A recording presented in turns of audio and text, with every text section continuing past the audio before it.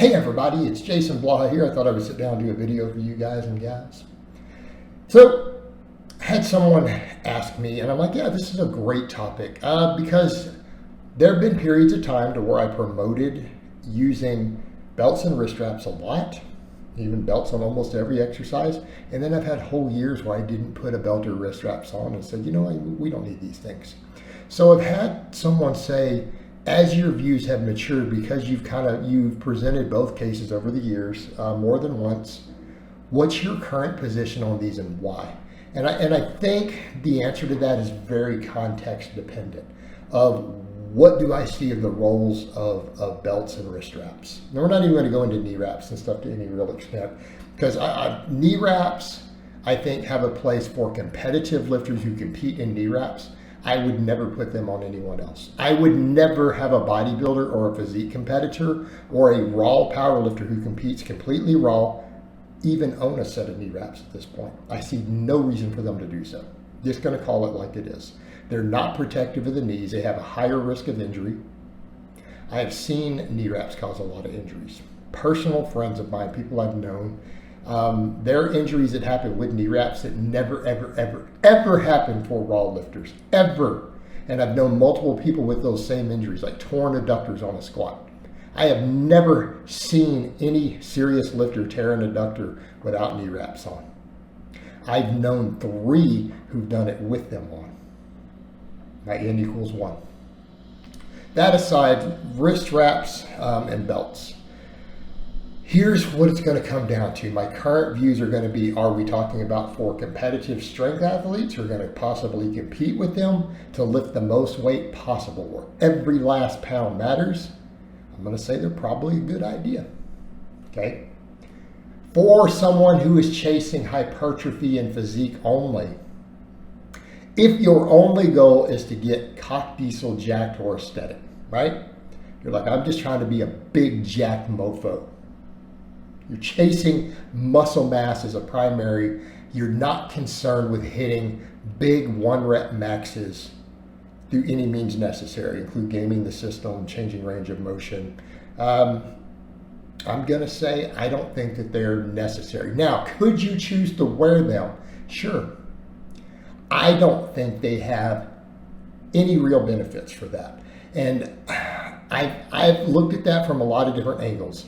You guys have seen me express, well, maybe if your wrists are a weak link and you're pressing, maybe the wrist straps might reduce the compressive stress because of the extra pressure they're putting in. Maybe your wrists will recover faster from training. Maybe. But I could make the counterpoint that if it's letting you lift more weight because of that, we're not really recovering faster, are we? Because we're not, if we're failing because the pectorals are giving out on a press, or we're failing because the shoulders, the anterior delts are giving out on an overhead press, we don't care. Doesn't matter if we're lifting 10 less pounds if the muscles are what's failing. From our hypertrophy stimulus, that's what we care about. Okay, that's it. Also, if we're trying to maximize development, you better have big, strong forearms and a grip, because that is part of your physique, right? Forearms, they matter. All right, so when you look at it from that perspective, just have nice, big, strong forearms and grip, and just grip the bar correctly and everything stays stacked, right? If you do it all right.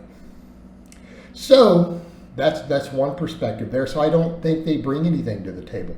They let you lift more weight. I could make the case that if you're slightly weaker without them, but the muscles are still failing, is it a better stimulus to fatigue? Yes. Are you having to spend $100 on a pair of SBD wraps? Now, that doesn't apply to me because I have them already.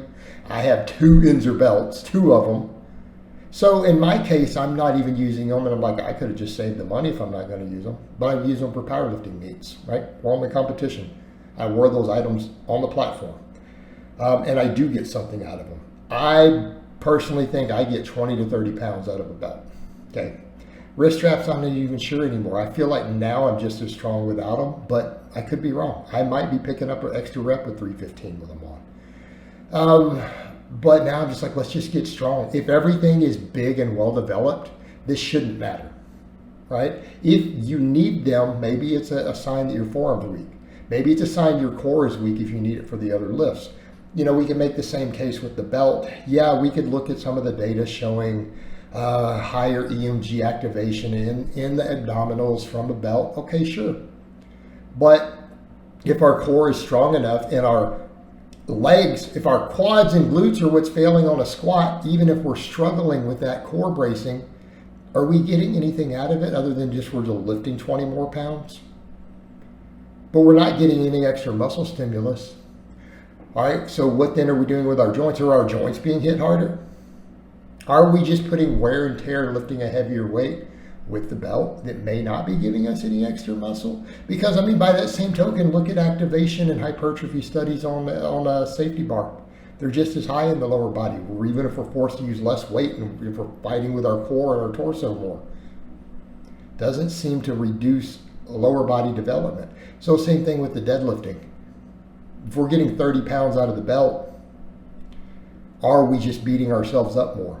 Are we beating ourselves up more for no additional development? And I think that's the question. And I would say, you know, the thing is, if your core is really your limit, then maybe you need to do more ab work. That's kind of the direction I have personally gone with mine. I'm doing everything beltless.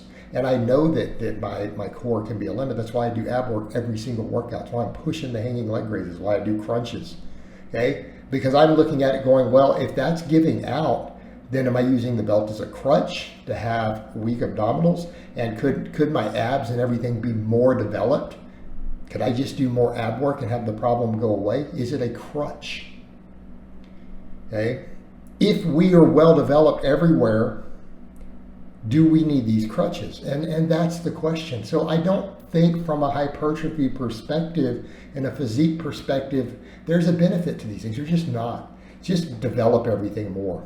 Okay, quit using the crutches and just train.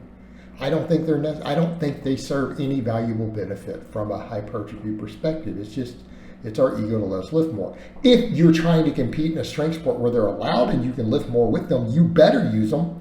Are you trying to win? Because now we've gone from, am I trying to develop muscle, to, am I trying to win in a competition that's a display of strength and I can lift 30 more pounds with a belt on the squat or the deadlift? And you take it off and you're 10 pounds, you're 20 pounds away from a state record or a national record, or from winning your class because you didn't wear the belt. Okay, well, you're no longer trying to win then if someone's beating you who has the belt on. Same thing with the wrist straps. If you bench 10 or 15 more pounds with the wrist straps and you don't wear them, you may be shortchanging yourself for that. So from the perspective of a strength athlete, if this supportive equipment allows you to lift more weight, it makes sense. That is a value to you for the specifics of your sport. And I think that's a good way to look at it. All right, guys, but that's really all I have to say on that today. I hope it's been informative. I'll talk to you guys and gals next time.